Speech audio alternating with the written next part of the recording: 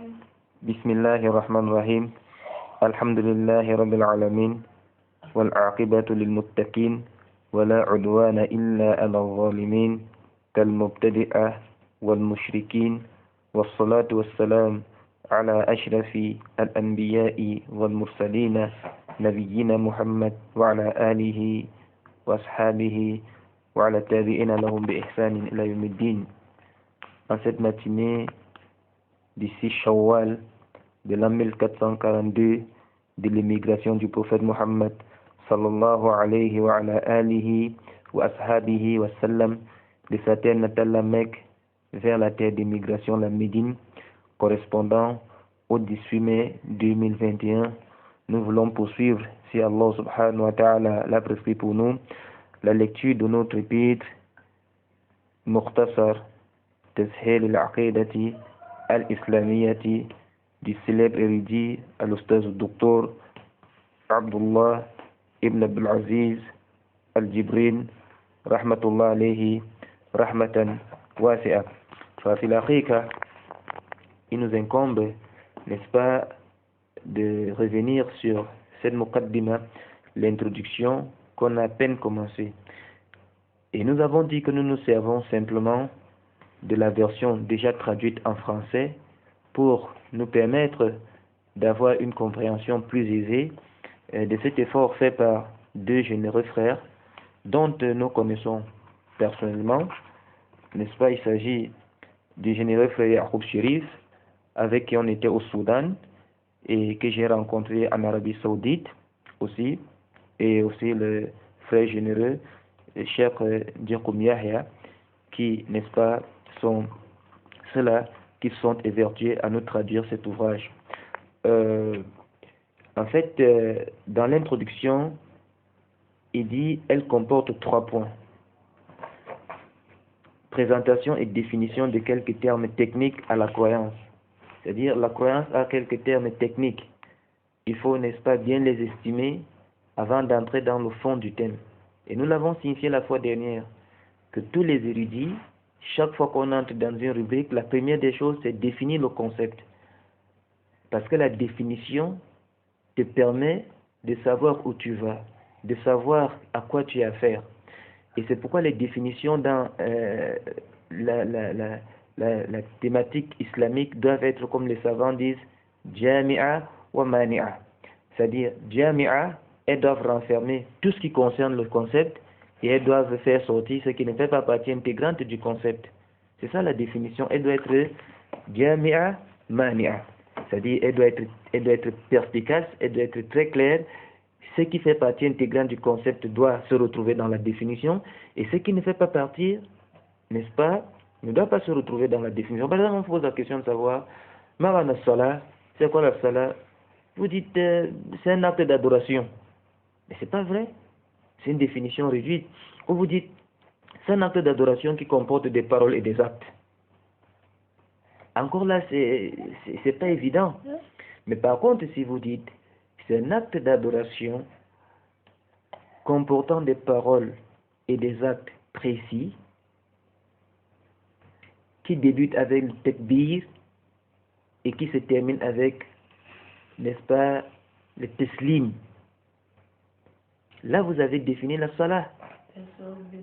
Parce que ici, vous avez dit ce que c'est que la salat. Les paroles, et les propos et les actions sont des propos précis. Tu ne peux pas faire n'importe quoi. Dans la salat, tu ne peux pas marcher. Pourtant, marcher, c'est un acte, c'est une action. Mais tu as affaire à des actions précises et des propos précis qui commencent avec le takbir et qui se terminent avec le taslim. Même si on peut dire aussi le taslimatain, comme dans le Musannaf d'Ibn Abi Shayba. Alors il dit, nous débuterons cette étude par la définition de la croyance elle-même. La croyance al-aqida. Dans la langue arabe, al-aqida dérive de l'aqd, terme qui signifie liage, le nouage, le garrottage, et dans un sens plus abstrait, désigne la constante, on dit en arabe al-subut, et la précision al-ihkam. En fait, quand on parle de al-aqida, il s'agit de quelque chose qui est ma'qoud. Il s'agit de quelque chose qui est noué. Vous voyez, c'est-à-dire attaché. C'est comme le garrottage, le liage, tu vois. Et maintenant, dans un sens plus abstrait, comme nous avons dit, ça connote généralement un as-subut, c'est-à-dire la constante, ou l'ihkam, et la précision. C'est pourquoi les Arabes disent kullu ma 'allaqa al-insan qalbahu fa huwa al-'aqida. Tout ce dont l'homme attache son cœur, c'est l'aqida. C'est l'aqida. Et nous l'avons signifié l'autre jour à l'introduction. Vous avez des croyances étranges, des croyances bizarres, des croyances dont il y a tellement de aqaïd. Et nous avons dit que l'homme ne peut pas se passer d'un dogme, d'une croyance. À la seule différence qu'il y a beaucoup de croyances erronées et une seule croyance qui est vraie. Dans le vocabulaire de l'islam, c'est-à-dire la convention islamique, maintenant nous sommes dans un cadre précis. Notre religion, l'islam, au sujet de laquelle Allah dit « Inna dina indallah al-islam », ce terme désigne la foi ferme en Allah. On dit al-imanul jazim, c'est-à-dire la foi doit être ferme en Allah. Il n'y a pas de doute, il n'y a pas d'hésitation, il n'y a pas de taraddud, voilà shak, il faut al-yakin. Cette foi en Allah doit être ferme. Et au monothéisme, qui est le tawhid. Le tawhid, comme on dit, ifradullah bima yahtassu bihi min ar-rububiyya wal uluhiyya wal sifat. C'est-à-dire, c'est de rendre Allah unique dans ce qui lui est spécifique. Ça, c'est aussi une question dogmatique. Dans la seigneurie, qui concerne les actes d'Allah, tel le fait de créer, de donner la vie, la mort, d'organiser, de gouverner, d'être le souverain absolu, de nourrir, c'est lui qui pourvoit la subsistance, et aussi dans la divinité d'Allah, l'adoration d'Allah. Maintenant, les serviteurs doivent tourner tous les actes d'adoration vers Allah, et aussi dans ses noms et ses attributs. C'est-à-dire, c'est pourquoi ils disent, les auteurs, dans le vocabulaire de l'islam, ce terme désigne la foi ferme en Allah et au monothéisme, le tawhid, qui lui est dû, et la foi en ses anges, ses livres, ses messagers, au jour dernier, et en la prédestination, bonne ou mauvaise, ça c'est les 6 piliers de la foi. C'est aussi la croyance en tous les fondements de la religion qui dérivent des piliers de la foi, et ceux qui s'y assimilent. Ça c'est très important.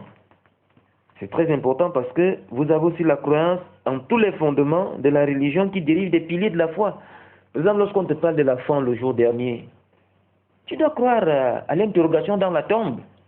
Ça fait partie intégrante. Tu dois croire aux épreuves de la tombe et aux délices de la tombe. Ça fait partie intégrante. Vous avez le grand ensemble de la foi le jour dernier, mais il y a des tafasil. C'est la même chose, hein. Avec les piliers de la foi, quand on te dit de croire aux livres, cette foi en les livres, elle est une foi générale et une foi spécifique. Tu crois en tous les livres. Et maintenant, tu crois de manière précise à ce dont les noms t'ont été donnés dans les textes révélés. Tout comme tu crois en les envoyés. Allah Azza en a mentionné combien dans le Coran? 25. Le reste, on n'a pas l'histoire. On doit aussi faire foi. Beaucoup de nos pieux prédécesseurs, les salafus salih, ont désigné la croyance authentique par le terme sunna. C'est très important. C'est pourquoi quand vous prenez par exemple un livre Kitab al-Sunna, il ne s'agit pas de la sunna chez les fuqaha toujours. Et c'est là qu'il faut respecter et maîtriser les conventions. Parce que si vous voyez le mot sunna chez les ulama du usul, les érudits de usul, c'est différent du mot sunna chez les fuqaha, les jurisconsuls. C'est différent du mot sunna chez les ulama du hadith. C'est différent du mot sunna chez les ulama du aqida. Et c'est là vous voyez des gens font des drôles de confusion. Il peut délaisser quelque chose qui est obligatoire, il dit c'est la sunna. Parce que lui, il ne connaît que la sunna chez les fuqaha. Alors que quelque chose, on peut dire c'est la sunna, mais c'est strictement obligatoire.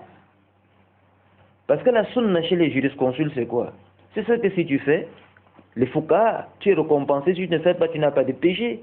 C'est pourquoi dans toutes les rubriques des actes d'adoration, on dit sunanul wudu, les actes surrogatoires dans la purification, les ablutions. Sunanul salah, les actes surrogatoires dans la salah. Si tu les fais, tu es récompensé, la prière elle est parfaite. Si tu les délaisses, tu n'as pas de péché. Et la prière n'est pas aussi parfaite que ça, mais elle n'est pas non plus nulle. C'est un peu ça. Alors que quand vous venez chez les gens de l'Itiqad, c'est-à-dire le dogme, quand on parle de la sunna, c'est ce qui s'oppose à la bid'a dans les firaq. Ça s'oppose, tout ce qui s'oppose par exemple au Shia, au Mu'tazila, c'est la sunna dans l'aqida. C'est la sunna chez les usuliyoun, chez les gens du hadith, c'est autre chose, c'est l'ensemble des propos, n'est-ce pas, des propos et des actions et des délaissements du prophète sallallahu alayhi wa sallam. Ils ajoutent aussi les sifat al-khalqiyya wal-khuluqiyya, les attributs du messager d'Allah dans ses comportements et ses attributs dans son physique. Vous voyez? Donc, il faut vraiment cerner ces choses-là, ça relève d'une très grande importance. Alors, ils vous disent donc, beaucoup de nos pieux prédécesseurs ont désigné la croyance authentique par le terme sunna afin de la distinguer des croyances et des spéculations propagées par les sectes égarées. Car la croyance authentique, c'est-à-dire celle des Ahlus Sunna wal Jama'a, c'est-à-dire les Ahlus Sunna wal Jama'a, nous y reviendrons toujours, n'est-ce pas? Ce sont les gens de la sunna et du regroupement communautaire, comme ceux-ci l'ont traduit. Et ce sont eux qui sont sur le droit chemin. Hein?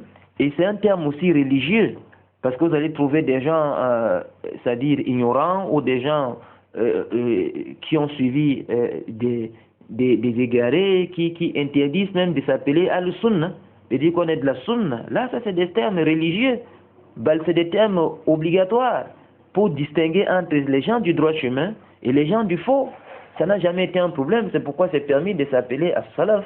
Je suis un salafi, je suis un al-sunna al-jama'a, je fais partie de al-sunna al-jama'a, je fais partie du ta'ifatul mansura, je suis, n'est-ce pas, de la jama'a wa ma'ashba.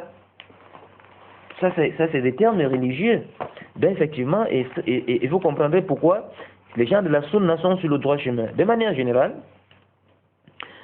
il dit cette croyance authentique qui est l'aqida sahiha, qui est sa source de la sunna du prophète sallallahu alayhi wa sallam, cette dernière étant l'exégèse du Coran. Parce qu'effectivement, c'est cette sunna qui explique le Coran. Comme Allah dit dans le Coran, on a fait descendre sur toi le Coran afin que tu expliques aux gens son contenu. C'est pourquoi le Coran, comme disait le Cheikh Raslan dans ses ta'liqat, ce Jam' al-Ulum wal-Hikam d'Ibn Rajab al-Hanbali, il dit le Coran est al-Mubayyan et la sunna est al-Mubayyin. C'est-à-dire al-Mubayyin, c'est-à-dire qui nous explique, n'est-ce pas, c'est-à-dire le Coran. D'ailleurs, tout le monde aujourd'hui comprend que sans la sunna, on ne peut rien pratiquer du Coran. Certains de nos pieux prédécesseurs ont écrit des ouvrages sur la croyance à l'aqida et leur ont donné le nom sunna. Comme en témoigne l'exemple de l'imam Ahmad ibn Hanbal, et la kitab ou sunna, c'est un livre de aqida, c'est pas un livre de jurisprudence où tu vas apprendre les ablutions, là. Et vous avez aussi, n'est-ce pas, Ibn Abil Asim, et bien d'autres, ils ont intitulé le livre kitab ou sunna. De même, certains savants ont désigné la croyance par l'expression fondement de la religion usuluddin, c'est-à-dire les fondements de la religion usuluddin. En effet, nous pouvons diviser la religion du prophète Mohammed sallallahu alayhi wa sallam en actes pratiques d'une part et en croyance d'autre part.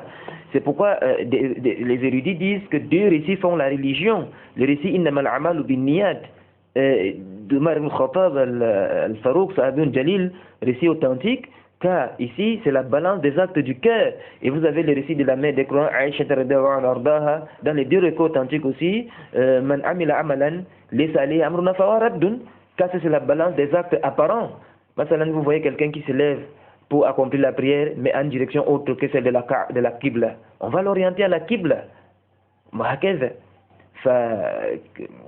Donc, vous avez dans les actes cachés, c'est-à-dire les questions dogmatiques, c'est les niyat, les iradat, les conceptions de foi dans le cœur, et vous avez des actes apparents aussi.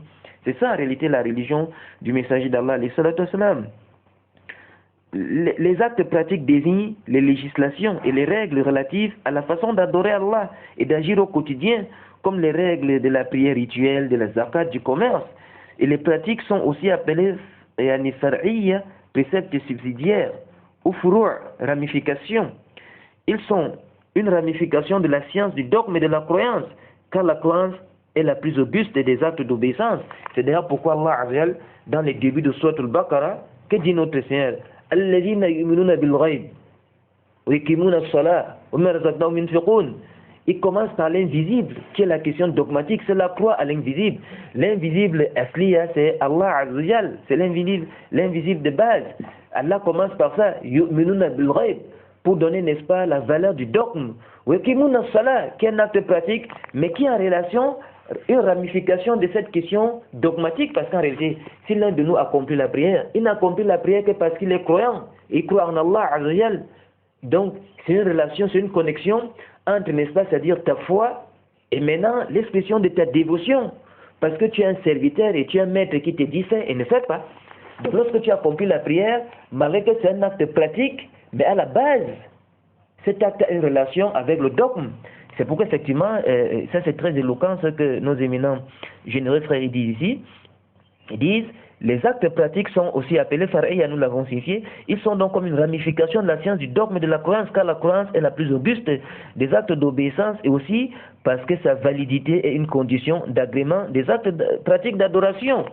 Et effectivement, c'est clair, les actes pratiques d'adoration, pour qu'Allah les accepte, il faut, n'est-ce pas, c'est-à-dire avoir un dogme correct, une croyance correcte, une foi correcte. ولعل في هذا القدر كفاية والحمد لله رب العالمين سبحانك اللهم وبحمدك أشهد أن لا إله إلا أنت أستغفرك وأتوب إليك